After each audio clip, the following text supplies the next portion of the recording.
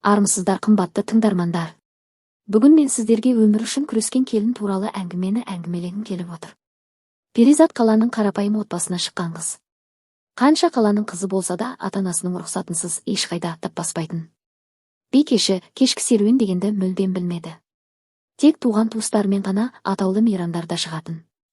Тіпті қаланың қай жерінде не барын да білмейтін. Тек өзінің оқу орнына тіке барып келетін еді. Перизат Шымкент қаласында еш қылтың-сылтыңы жоқ, ойында тек оқуымды жақсы аяқтасам деген арманы ғана болды. Ол арманына орындалып мейірбике мамандығын алып шықты. Оқуын тәмамдаған Перизатты әкесі өзінің әпкесінің үйіне Алматы қаласына жіберді. Ондағысы ел, жер көрсін деген еді. Перизат Алматыда медицина саласында мейірбике болып жұмысқа тұрды. Бір жыл жұмыс атқарып Шымкентке қайтқысы келді. Өйткені ешқашан әке-шешесінің қасынан шығып көрмеген қыз ата-анасын сағынды. Енді көрмей кететіндей болып, оның үстіне енді қайтып өз қаласына жете алмайтындай сезімде болды. Ешкімнің сөзіне де қарамай әжептеуір жұмысынан шығып өз қаласына кетіп қалды. Аяқ астынан кетіп қалған Перизатқа әпке жездесі жап-жақсы жұмысты тастап кеткені не істеп ренішін жасыра алмады. Бірақ Перизаттың ойы тек өз үйіне ата-анасының қасына оралу болатын. Шымкентке келген Перизаттың жолы болып бұл жақтан жұмыс табыла қалды. Күнделікті жұмысын істеп жүрген Перизат телефон арқылы Есболмен танысты. Есбол Перизаттың танысының жолдасы болатын. Екеуі күнделікті сөйлесіп сөздері жарасып жүрді. Есбол ол кезде төтенше жағдай министрлігінде жұмыс жасап жүрген болатын. Екеуінің жұмыс орны жақын болғандықтан күнде кездесіп жүретін. Солай бір-біріне бауыр басып кездесіп бір жылдан кейін отау құрды. Перизатты қолдан ұзатып той жасап алып кетті. Есбол ауылдан шыққан орта отбасында дүниеге келген жігіт. Отбасында барлығы мұғалім болып жұмыс жасайтын.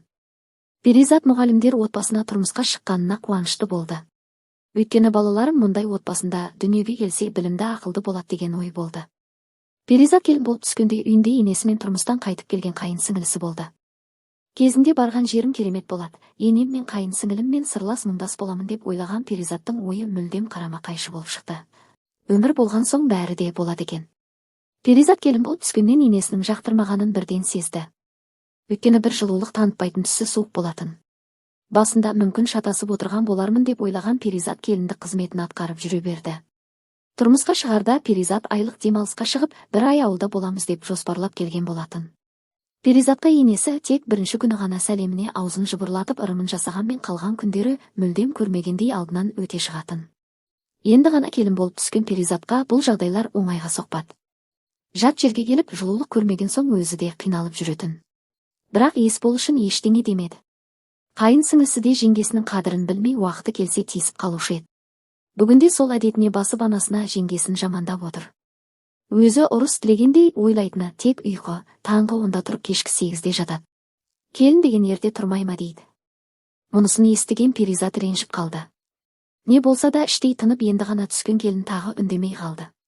Сол кездері жолдасы Есболдың жұмысы қысқарып жұмыстан шығып қалды. Бұрындары мұғалім болып бір жыл жұмыс жасап біреумен ерегісіп жұмыстан шығып кеткенге ұқсайды.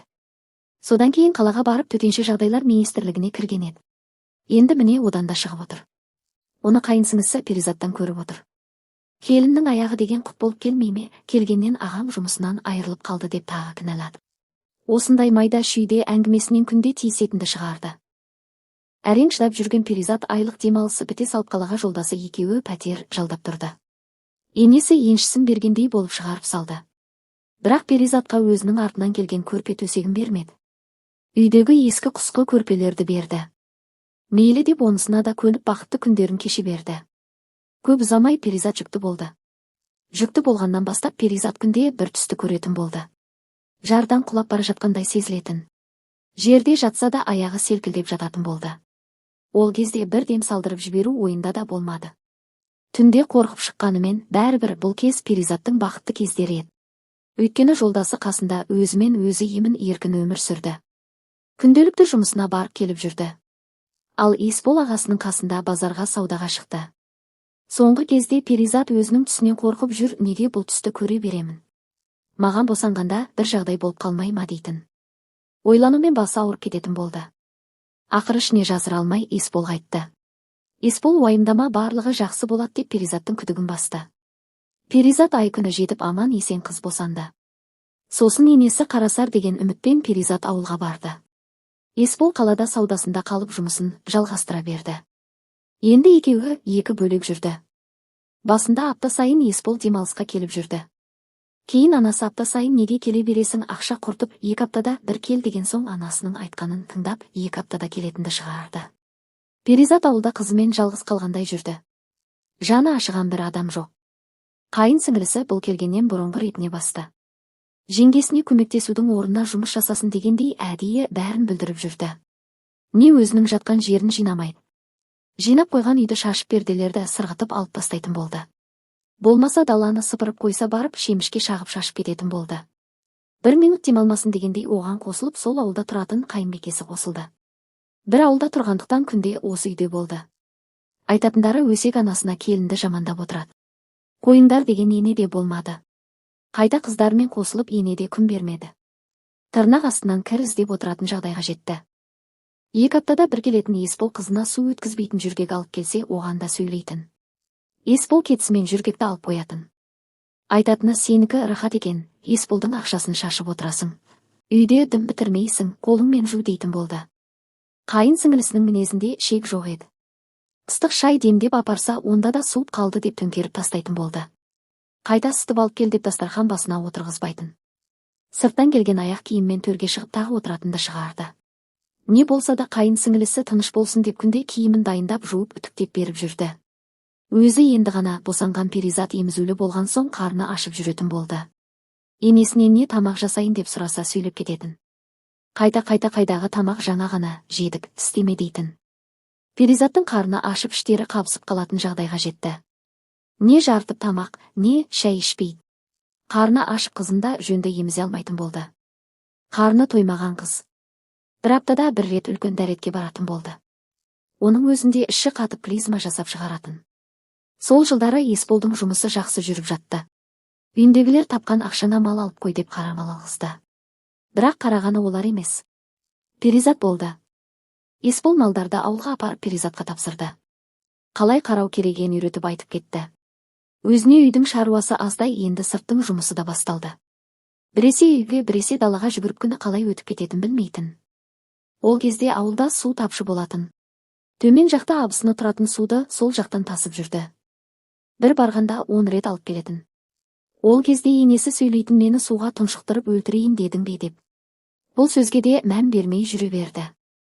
Күйбең ауылдың тіршілігінен 2 жылдың қалай өткенін байқамады. Бұл уақытта қызы 2 жасқа толған.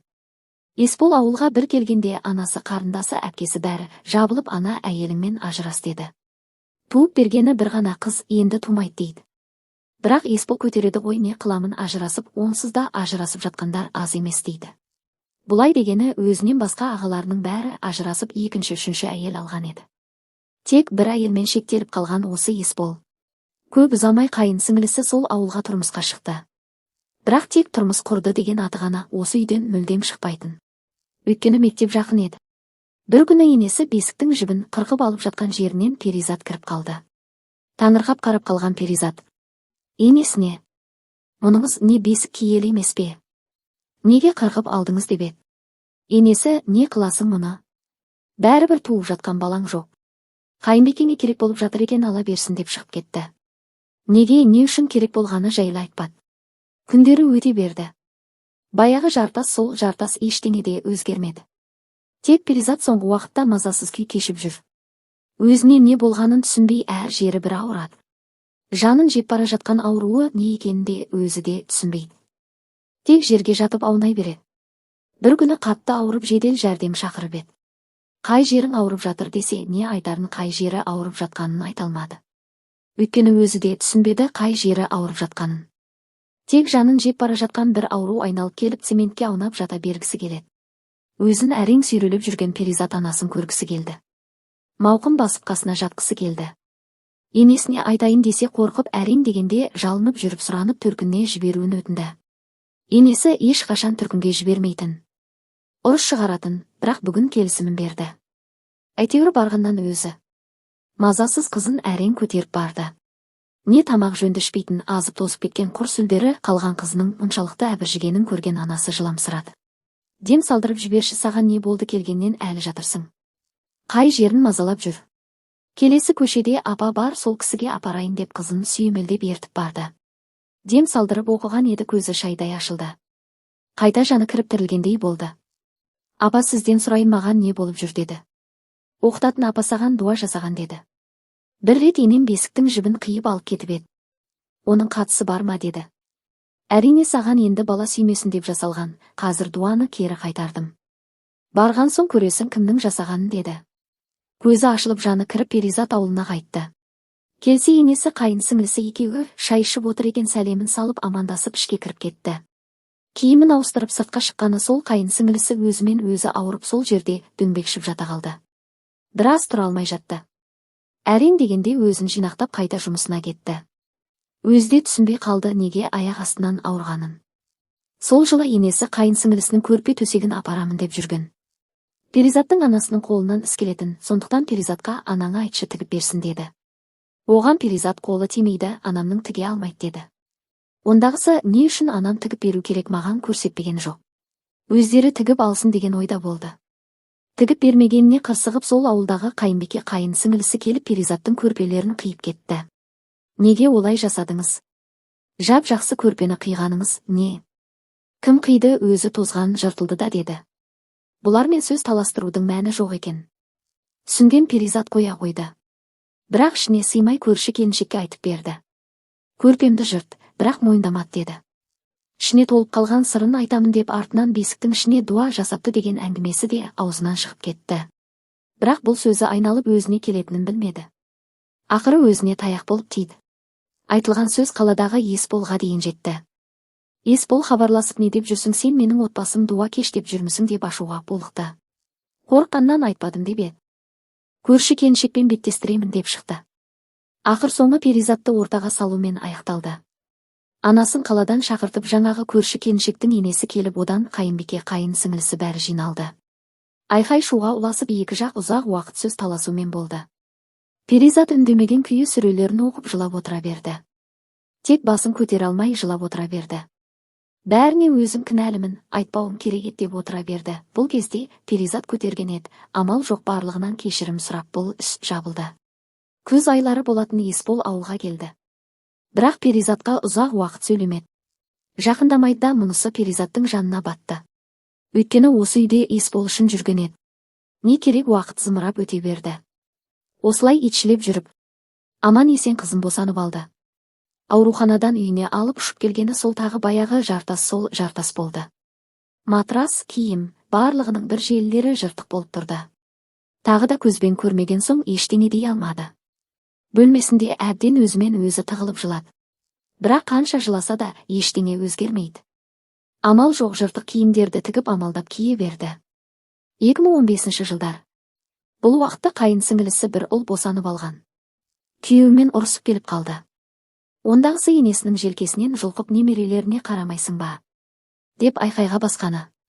Мұны білген күйеуі әбден ұрып тастаған екен. Соған шыдамай үйге келіп отыр. Келгеннен тыныш отырмай тағы Есбол екеуін шағыстырып отырды.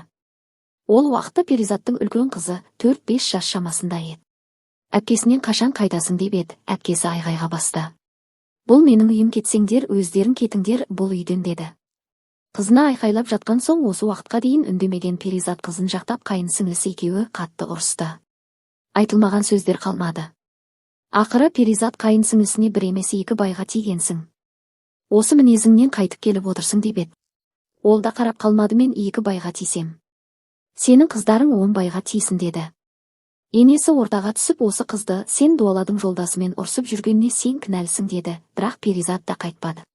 Мен дуакеш емеспін, дуаласа дуакеш адамның қолы сынсын, инвалид болып қалсын деп айқайлады. Не керек? Сөзден қалыспай осы уақытқа дейін ішіндегінің бәрін айтты. Бұл кез қыс айы болатын, соңғы кезде үйдің бітпейтін мәселесінен шаршады ма, Есбол іштінді шығарды. Ішіп алса Перизатқа қол көтеретін, бүгінде тағы ішіп келді. Келгеннен қарындасы Перизатқа қарсы қойып үлгерді.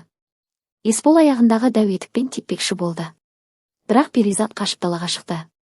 Түнімен жеңіл киіммен үйге кіре алмай, Есбол қашан ұйқыға кеткенше далада күтіп жүрді. Ақыры ұйықтады ау деген кезде ғана үйіне кірді. Кіргеннен енесі тағы да сөйлеп, ішсе болды қашасың деп далаға шығып бара жатқанда, сол аяғы тайып оңбай құлады. Құлаған кезде жамбасы сынып кетіпті. Барлығы улап-шулап жүріп енесін қалаға апарып ота жасатты. Енесі ұзақ уақыт өзіне келгенше қиналды. 2017 жыл Перизаттың қайнағасы тағы да кезекте әйеліне үйленді. Бұл жары Перизатпен жасты еді. Тойларын жақсылап өткізіп алып олар қайта қалаға кетті. Ол кезде енесі тәуір болып қалған. Тойды аман есен өткізіп болған соң, Перизат бір-екі күнге төркініне кетті. Төркінге барып ата-анасымен арқа-жарқа болып телефонына да қарамады. Қайнағасы мен абысына көп қоңырау шалған екен. 2 күннен соң қайтып келсе, тосынсый күтіп тұр. Үйінде жаңадан үйленген қайнағасы келіншегімен бірге келіпті. Қайнағы Перизаттың жағасынан алды. Қайда жүрсің, телефоныңды өшіріп біреумен кездестің бе, кім біліпті сенің не істеп жүргеніңді, аға не деп тұрсыз, ұялмайсыз ба деп іші өксікке толы жылап жіберді. Мұны естіген енесі, осы бәленің даусы жаман деп қасынан өте шықты. Қайнағасы әлі тиісуін қоймай тұр. Ініме сенен де зор ұл туатын қызды алып беремін. Сен сияқты қатын қажет емес деп барлығының көзінше намысына тиетін сөзді айтып жатыр. Оған қасында тұрған келіншегі күліп қойсаңшы деп қояды. Сыртта келіншегінің намысына тиетін сөздерді айтып жатса да, Есбол басқа бауырлармен бірге күліп іштей отыра берді. Не керек, қорғаны болатын ешкім жоқ. Перизат жылап жүріп өзін оқыған апайға хабарласты. Не істесем болады, енді қайттым деді. Болған жағдайдың барлығын айтып берді. Оған оқытылатын апай, ешқайда кетпесең кетсең қуаны. Әдейі сені кетсін деп жасап жатқандары. Сен кетіп қалсаң, Есбол араққа салынып кетеді. Шыда деп жігерлендіріп қояды. Апаны тыңдап үйге кіріп жататын бөлмеде отырып тағы жылады. Бұл не өмір, не жаздым, не істеп қойдым соншама, неге бұлай қиындатып кетті барлығы дейді. Есболға қанша жалынды. Жүр кетейікші, қалаға бөлек тұрайықшы. Бірақ Есбол да кетсең кете бер. Мен осында қаламын деп кесіп айтты. Амал жоқ, тағышы өртеніп бара жатса да шыдауға тура келді. Қайнағасы тағы айқайлады. Бері кел, шай қой деді. Амал жоқтан бөлмесінен шығып шай тамағын істеп берді. Сол күні кетеме деген үміт болып еді. Бірақ олар сол жатқаннан 2 күн жатып сосын бірақ кетті. Ортасында осындай айқай-шудың қаншамасы болды. Перизат үйіне кеткен кездері де болды. Бірақ ата-анасы бұл барса ұрсатын, неге келдің деп. Сені біреу қинап қосты ма, өзің таңдап жүріп деген жігітің, енді кімді кінәлайсың? Өз үйіне бар, балалардан обал әкесіз өспесін деп қайтадан шай тамақ ішкізбей кері таксиге салып жіберетін. Содан кейін де Перизат үйіне кеткісі келмей шыдап жүре берді.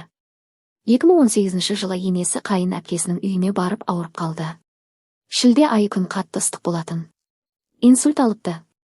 Содан енесі жақсы болмады. Ауруханадан ауруханаға жатты. Адам танымастай өзгерді. Кейде тіпті өз жақындарын танымай қалатын. Оған да сен дуа кеш, бәрін құрттың, дуаладың деп тағы жала жапты. 2019 жыл емделіп жүріп Перизат ұл босанып алды. 2 қыздан кейінгі ұлға Есбол қатты қуанды. Бұл уақыттары Перизат оқытылып жүріп әрең босанды. Одан кейінде талай қиындықтар болды. Өмір үшін күресіп келе берді. Сол жылы енесі өмірден өтті. Ол уақытта үйлеріне кішігірім жөндеу жұмыстарын жасап жатқан еді. Уақытша қайнағасының үйіне кеткен болатын. Сол жақтан жан тапсырды. Үйлерінде үйіме барамын, Перизатқа барамын, қыздарымды көремін, немерелерімді көремін деп армандап кетіпті. Ауырып жатқан кезінде абысына, Перизат келініңіз жаман ба десе басын шайқап жатыпты. Мұнысын кейін абысына айтып берді. Соңғы рет көру енесіне сол күйі бұйырмапты. Бір жағынан Перизаттың да айтқаны болды. Енесінің ауырып нашарлай бастағанда біздің үйден шықпаса екен. Егер менің қолымда жүріп қайтса, қыздары сен өлтірдің деуден тайынбайды. Маған жала жабат деп қанша тіледі. Тілегі орындалып сол уақытта қайнағасының үйінен шығарылды. Содан енесінің 70-40 барлығын өткізгенше тағы қыздары тиісіп жүретін. Не керек, бәріне шыдап жүріп 2022 жылда тағы ұл босанды. Бірақ бұл жолы қанша оқытылып дәрігерге қаралған мен баласын босанған соң қан кетіп жатырын бірге алып тастады. Ол кезде Перизат қатты қиналды. Бірақ дәрігерлер аман қалғанына шүкір, балаң қасыңда, қызың бар, ұлың бар, енді өзіңді ойла деп жұбатып кетті. Қанша жылаған мен бәрі қайта орнына келмесі анық. Балалар үшін өмір сүруді жалғастыра берді. Қазір Перизаттың өмірі тек қорқынышпен өтіп жатыр. Өзімен өзі жолдасымен бірге бөлек тұрады. Бірақ қалай үйге қайын сіңілісі келсе ауырып бастайды. Кете салысымен балалармен қосылып оқытылып қайта орнына келіп алады. Олар келе жатыр дегеннен барлық киімді буып түйіп тығып қоятын болды. Келгеннен жақтырмай отырсың деп тағы шығады. Қазір Есболға қарындасың киімді жыртып кетеді деп сөз айтпайтын да болды. Өйткені Есболдан айырылып қаламын ба деп қорқады. Соңғы кезде Есболдың денсаулығы болмай жүр. Белі ауырып, одан кеуде тұсы шаншып ауырып қалатын болды. Қайын әпке, қайын сіңілісі сол баяғы әдетін қоймаған. Солармен күресіп Перизаттың 12 жылдық өмірі өте шықты. Кім біледі, әлі неше жылы күреспен өтетіні.